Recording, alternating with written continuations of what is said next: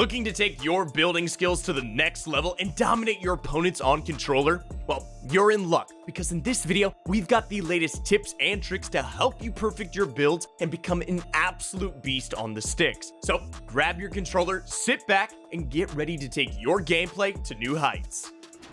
Having settings that are optimal and that you're comfortable with is the first step in perfecting your builds on controller. Let's start with the basics. It is 2023, everyone. At this point, you need to be on Builder Pro. If you still use Combat Pro, you're putting yourself at a huge disadvantage and holding yourself back from your full potential on Builder Pro.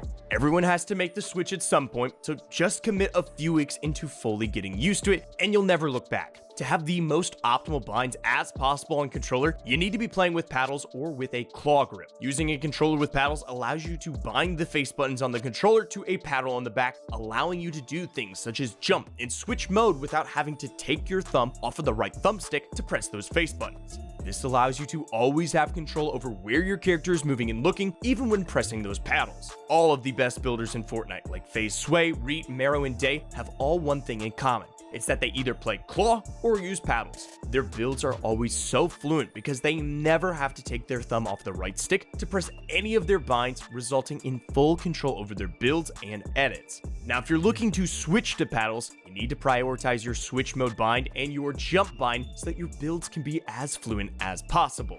Having a sensitivity that you're comfortable with is one of the biggest parts of perfecting your builds on controller. Having a sensitivity that's too slow or too fast could be holding you back. Before we get into finding the perfect sensitivity for yourself, let's first go over what crosshair placement is and how it affects building. Crosshair placement is where your crosshair ends up during building and editing, and you always want your crosshair to be as tight as possible to make sure your builds and edits are the quickest and most accurate they can be. Having great crosshair placement comes from how much control you have over your sensitivity. Now, if you have a sensitivity that's too high or a sense that you're not used to, your crosshair may be all over the place and will result in bad crosshair placement. With that being said, let's get into how to get the best sensitivity for yourself to perfect your building on controller. Your sensitivity is all about your preference and what works best for you. If you're someone who plays better with a high sensitivity compared to a low, then stick to that. But you have to be honest with yourself. If you're constantly whiffing or over flicking edits, missing easy shots, and your builds are all over the place, it might be time to lower your sensitivity a bit. You want a sensitivity that's not too fast, but not too slow as well, so that you can have great crosshair placement, which leads to more accurate and consistent edits and builds. If you feel like you like your sensitivity and you're comfortable with it, but still miss edits and have inconsistent builds, then take a look at your build and edit sensitivity multipliers. The best build and edit sensitivity multipliers to have great crosshair placement and control are anywhere from 1.6 to 2.2.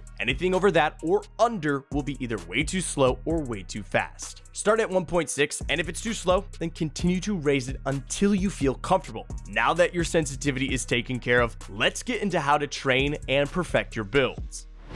Before we get into the training, if you want to become an even better player, you can access all of our courses and bootcamp content for just $7.99. And if personalized coaching is more your speed, you'll get 10% off any session with any of our pros. When it comes to improving your building skills on controller, there is no better training ground than creative. Here's why. In creative, you have the freedom to experiment with different techniques and strategies without the pressure of an actual game. You can try out new builds, test your speed and accuracy, and see where you're making mistakes, all without worrying about losing the game. This kind of practice helps you identify your weaknesses and develop good habits over time, leading to significant improvements in your skill. So let's get into the best creative maps to help you improve your building on controller and become a beast on the sticks.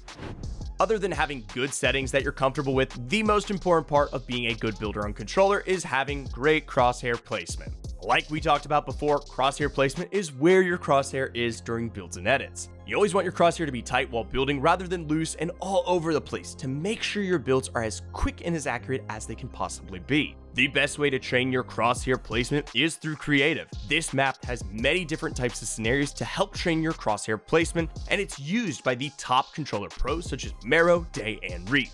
While going through this map, it'll take you through different types of edits where you want to focus on going slow and being consistent, making sure your crosshair is always as tight as possible and not moving around all over the place. Same goes for building. When you go through the building scenarios that it takes you through, make sure they're not all over the place and to have fluid builds. The second map you want to use to train your builds is Raiders Piece Control Map version 3. This map has 25 plus drills with infinite repetitions to master piece control mechanics and to perfect your builds on controller. The map is good for players of any skill level because of how many different drills there are, ranging from easy to hard.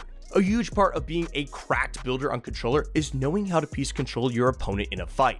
This map allows you to go through many different in-game type of scenarios an infinite amount of times, allowing you to build up muscle memory. When you first start going through the scenarios on this map, go through them slow and try to be consistent with your builds rather than going fast and messing up. You want to focus on having great crosshair placement while building to make your builds as smooth as possible. Over time, you'll be able to ramp the speed up a bit and be quicker with your builds and edits, but also consistent.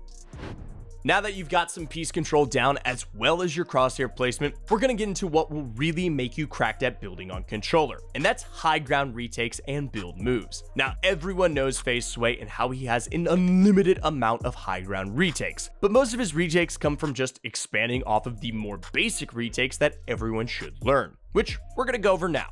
Now, the third map is simply just your own island, or any island that you can free build in. Like I said before, being able to free build in creative gives you the opportunity to have an infinite amount of repetitions where it does not matter if you mess up, because you can just retry over and over until you get it right. With that being said, the first retake you're going to want to learn is the side jump high wall. Now, this is almost like a basic side jump, but instead of landing on the floor, you're landing on a ramp with a high wall right above you. The high wall is one of the most important builds while doing retakes because it allows you to protect against shots from your opponent and edit through and try to get piece control on your opponent as well. If you're having trouble with this, start off by just learning the side jump, landing on a ramp first before you start adding the high wall. Once you feel comfortable with that, then start adding the high wall variation. The next retake is a different variation of 90s with high walls. Now, everyone knows doing a 90 is the fastest way to get high ground over your opponent, but doing regular 90s leaves you exposed for a few seconds, allowing your opponent to get easy shots on you. Doing this variation of a 90 with high walls allows you to always be protected while gaining high ground on your opponent, and it's very simple. The last build move is great for 1v1 starts, or if you're in a game and you and your opponent are ramp rushing each other to gain high ground at the start of a fight. You'll first do two 90s until you are facing your opponent again, and then you will put a ramp towards your opponent. Instead of running on that ramp towards your opponent, you will want to place a floor and another ramp like you're about to do another 90. Run up the side of it, jump, and connect a wall to the stair and place another ramp, making it so that you're one layer above your opponent. Like I said before, this is a great 1v1 start because it'll always make you one layer above your opponent, giving you high ground at the start of the fight. That's a wrap. If you want to see more content on how to improve as a Fortnite player, make sure you leave a like and subscribe, and also make sure to stay tuned for more skill improving videos.